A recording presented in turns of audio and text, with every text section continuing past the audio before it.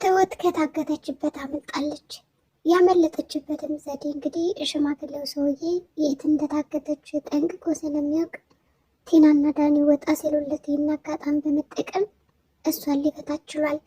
ትሁትም እንግዲህ ከተፈታሽ በኋላ አባዬ በጣም የማመሰግነው ስለፈታኝ፣ ባትፈታኝ እኮ ሊገሉኝ ነበር፣ በቃ ህይወቴ እኮ ተበላሽቶ ነበር እያለች እንግዲህ አባቷን ስታመሰግነው ነበረ።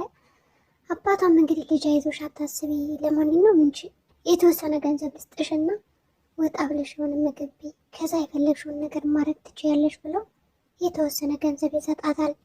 ትሁትም እንግዲህ አመሰግናለሁ ብላ ገንዘቡን ተቀብላ ከሄደች በኋላ እንግዲህ ወደ ቤት ነበር የመጣችው። ቲና ብቻዋን ቁጭ ብላለች እንግዲህ ቤት ውስጥ።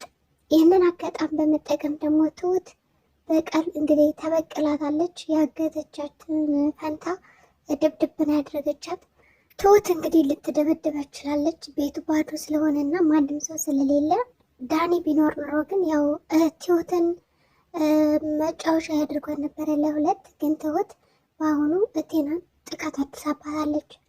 እንግዲህ ቲናም ትሁትን ካየቻት በኋላ አንቺ ቆይን ያውን ለአንቺም ማለት ጠቀም መስሎች ነው እንዴ እንደዛ አደረግሽ? ለምንድን ነው እስኪ አሁን እናያለን ማን ነው ከኔ እጅ የሚያድንሽ ብላ ያለ የሌለ ቦክስ በጥፊም በምንም ብላ አጋሽታ ነበር የጣለቻት።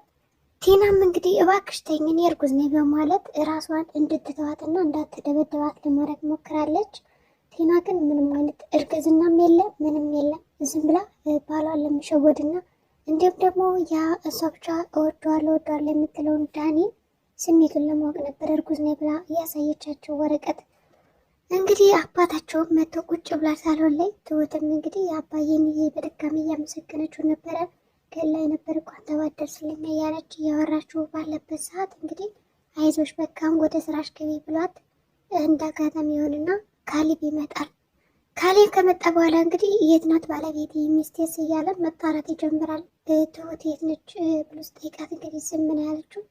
ለማንኛውም እስኪ ትሁት እኔና ካሊብን ታይን እናውራ በማለት አባቷም እንዲያወሩ አድርጓል። ቲና የት ናት ብሎ ስጠይቃቸው እንግዲህ ቲና ሐኪም ቤት ናት ነው ያሉት። ለምን ሲባል በቃ ያው ተጋጭተው ነው ከትሁት ጋር ብሎ ሲነግራት ማለት ነው። እንግዲህ ቲናም ከሆስፒታል አምልጣ ወይም ደግሞ ትወጣና ያልተፈጠረ ነገር ለካሌብ ትነግረዋለች። ካሌብም እንግዲህ መምጣቱን በስልክ ደውሎ ጠይቋት ነበረ። መጥቻለሁ የት ነሽ ባላት ሰዓት ነበረ እኔ ሐኪም ቤት ነኝ አሁን መጣሁ ጠብቀኝ ማለት እንግዲህ እንዲጠብቃት አድርጓል። ቲና ከመጣች በኋላ እንግዲህ ፊቷ በጣም ብልዝልዝ ብሏል። የእውነትም የተደበደበች አድርጋ አስመስላ ነበር እንግዲህ የመጣችው። ካሌብ እንዳያት ያው ደንግጧል። እንዲሁም ምን ሆነሽ ነው ብሎ ስጠይቃት እንግዲህ ሰራተኛዋ እኮ ደበደበችኝ፣ ያው በቃ ልጃችንም ገደለችው፣ ያንተ ልጅ ገደለችው ብላ ያልተፈጠረ ነገር ትነግረዋለች። እና ያረገዝኩት ልጅ አሁን ወርዶብኛል በማለት እንግዲህ ትነግረዋለች ለካሌብ። ካሌብም በጣም ይናደድና ጭራሽ ከትሁት ላይ መናገር ይጀምራል። አባቱን እንኳን በስርዓት እያናገረው አልነበረም። እንግዲህ ያው ልጁ ስለሞተ በሆዷ ጸንሰው የነበረው ልጅ ሞቷል ተብሎ ስለተነገረው እንዲሁም ደግሞ ገና ያልተፈጠረ ልጅ እንደዛ ብላ ስለነገረችው በጣም ስሜታ ሆኖ ትሁትን ነይ በማለት ሲጮባን ነበር።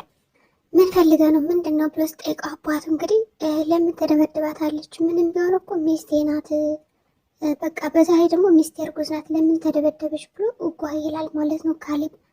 አባቱም እንግዲህ ሲጀመር አንተ ከሌላ ሰው እንደሆነ ያንተ እንደሆነ በምን እርግጠኛ ነህ? ልጁ እኮ ያንተ አይደለም እያለው ነው። ግን ካሌብ ቢሆንም በቃ እርጉዝ ስለሆነች መመታት የለባትም በማለት ያስባል።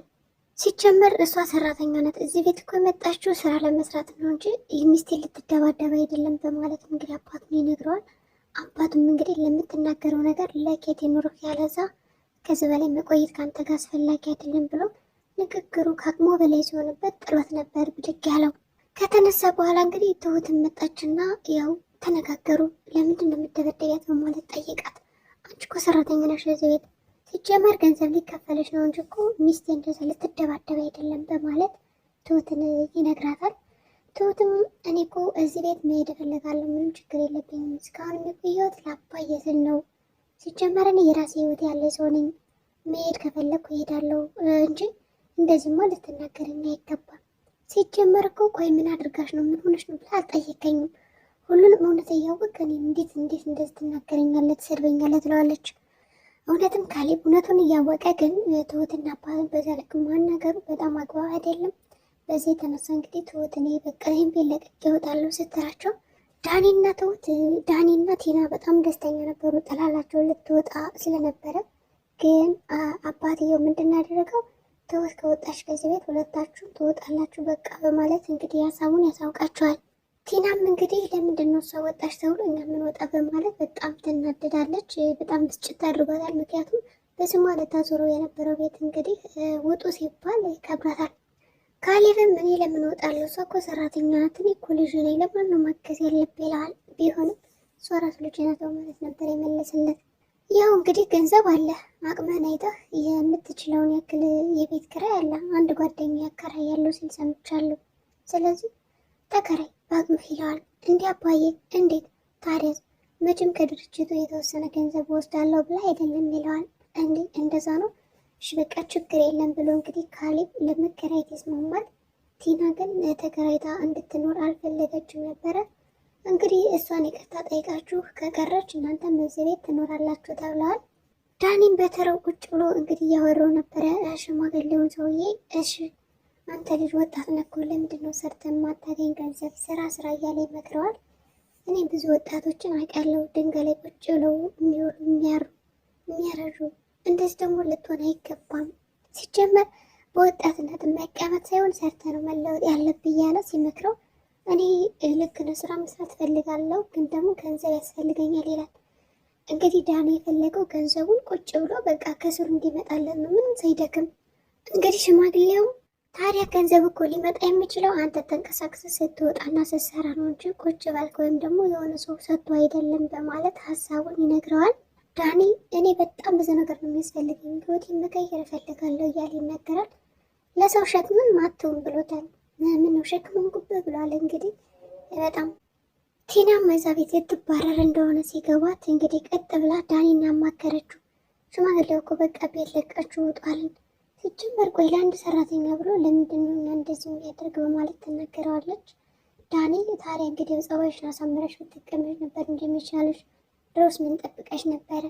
ያለዛ ይቅርታ ጠይቂያት ይላታል። እንግዲህ ትሁትን እኔ ይቅርታማ አልጠይቃትም እሷን በማለት እንግዲህ ከራሷ ጋር ትከራከራለች። በመጨረሻም እንግዲህ ዳኒ የሚመክራት ምክር በጣም ጥሩ ነበር። ጉዳዩን አንቺ በቀላሉ አበላሸሽው፣ ደህና እኮ እያልን ነበረ፣ የሁሉ የአንቺ ጥፋት ነው የሚሉሽን አሰሚም ይላታል። በሌላ በኩል እንግዲህ ካሌብና ዳኒ ካፌ ተቀጣጥረው እዚህ ጋር ካሌብ የእውነት ግን ቲና እህት ናት በማለት ነበር የጠየቀው።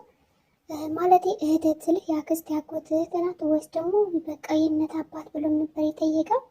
ዳኒም እኔ ስንት የምነግርህ ይህን ነገር እኮ ነግሬሃለሁ፣ መልሼልሃለሁ፣ ስለዚህ እህቴ ናት፣ ግን በእህቴ ድርድር አላውቅም፣ ስትጎዳ ስትሰቃይ ከቤት ስትባረር እንደዚህ ዝም ብያ ላይ በማለት እንግዲህ ለካሌብ ያወራዋል ማለት ነው። ካሌብም ይገባኛል ስሜት በማለት ጉዳዩን ቀለል አድርጎ አይቶታል። አባቱና ካሌብም እንግዲህ መንገድ ላይ ሲጨቃጨቁ ነበር። ዳኒ ባለቤቷ ነው እያልኩ ለምንድን ነው የማታምነኝ? ሲጀመር አንተ ማመን አትፈልግም፣ እርጉዝም አልነበረችም ብሎ ነግሮታል። ካሌብ ግን እንዳረገዘች በቃ እርጉዝ እንደነበረች ነው የሚያውቀው። በዛ ላይ ደግሞ ወረቀት አሳይታኛለች። የሆነ ያየው ወረቀት የእውነት እርጉዝ እንደሆነች ስለሚያመላክት ከዚ በፊት የተጭበረበረ ውጤት አይቶ ስለነበረ በቃ እርጉዝ ናት ብሎ ነው የሚያስበው እና አባቱና ትሁትን ሊያምናቸው አልቻለም። በመጨረሻም እንግዲህ ዳኒም ይቅርታ ለመጠየቅ ሞክሯል። ትሁትም ዞር በሉልኝ እናንተ እኮ ልትገሉኝ የነበረ ለሁለት አፈናችሁ እንደዚህ በቃ ምን አድርጋችሁ የምታሰቃዩ ምናምን ስትለው ይቅርታ ለመጠየቅ እየሞከረ ነበረ ወደ ኪችን እየሄደ። ትሁት ግን ምንም አይነት እድል አልሰጠቻቸውም ይቅርታ እንዲሏት። በሌላ በኩል እንግዲህ ሽማግሌውም ሰብስቦ ትሁት ከቀረች ትቀራላችሁ፣ መኖር ካለባችሁ በጸባይ ነው መኖር ያለባችሁ፣ መውጣት ካለባችሁ ደግሞ ሁላችሁም ነው መውጣት ያለባችሁ ይላል። ካሌብ በቃ ሌላ ሰራተኛ ላምጣልህ እሷ ትሄድ እያለውም ነበረ። ጉዳዩ የሰራተኛና የአሰሪ ነገር አይደለም፣ ግን በጸባይ ነው መኖር ያለበት፣ ይህ ቤት ያለሷ ባዶ ነው ይላል። እንግዲህ ትልቁ ሰውዬ ማለት ነው። ካሌብን በመጨረሻ ያለው አማራጭ ምንድነው? ሰብሰብ ብሎ ይቅርታ መጠየቅ ነው ትሁትን እዛ ቤት ላለመባረር ሲሉ እንግዲህ ካሌብም ይቅርታ ጠይቋል። ይህ ቤት ያላችሁ ባዶ ነው በማለት መስክሮላታል። እንግዲህ ቲናም እሺ ብላለች። ትሁትም ግን ማንም ሰው ክብሬ እንዲነካብኝ አልፈልግም እንጂ በቃ እኖራለሁ በማለት ሀሳቧን አሳውቃቸዋለች። ጋሸም እንግዲህ ቲናና ትሁትን ልክ እንደ ሰራተኛና እንደ አሰሪ መታየት የለባቸውም፣ ሰው ስለሆናችሁ ብቻ ተከባብራችሁ ኑሩ ብሏቸዋል። ቲናም እሽን ያለችው አንገቷን ደፍታ ደስተኛም አይደለችም። በሌላ በኩል እንግዲህ ዳኒና ቲና ወጣ ብለው ቆይ ግን እንዴት ነው ሁሉም ሰው ይቅርታ ተሰብስቦ ይጠይቃል ይላል። ቲና በጣም ተናዳለች፣ ምክንያቱም እዛ ቤት ስላልወጣችላት። ለአንድ ተራ ሰራተኛ ቆይ እኔን ነው እኮ ማክበር ያለበት፣ እኔ እኮ የልጁ ሚስት ነኝ እያለች በጣም ተናዳ ነበር። እንዲሁም ደግሞ አሁን አይኔን መግለጥ ያለብኝ ከእሷ ላይ ሳይሆን ከሽማግሌው ነው በማለት አሳወቀችው። ዳኒም በጣም ትክክል፣ አንድ ቀን ብጠፋ እኮ ሽሮ መስራት አክቶች ነው ጦማችንና ከሆቴል እያመጣች ስታበኝ የነበረ በማለት ይነግራታል። ቆይ እኔና አንቺ ብንጋባው እንዴት ነው ሁሌ ሆቴል ነው እንዴ የምጋብዥኝ ይላታል። እሱን አላቅም ላስብበት ማለት ነበር የመለሰችው። ዳኒም በጣም ይገረማል፣ ይንቃታል። ሙያ የለሽም በማለት ነበር እንግዲህ ያዋረዳት። ሰላም ጤና ይስጥልኝ የቻናል ቤተሰቦች፣ እዚህ ቻናል አዲስ ከሆኑ ሰብስክራይብ አድርጉ። በቀጣይ ቪዲዮ እስከምንገናኝ መልካም ጊዜ ሆነላችሁ።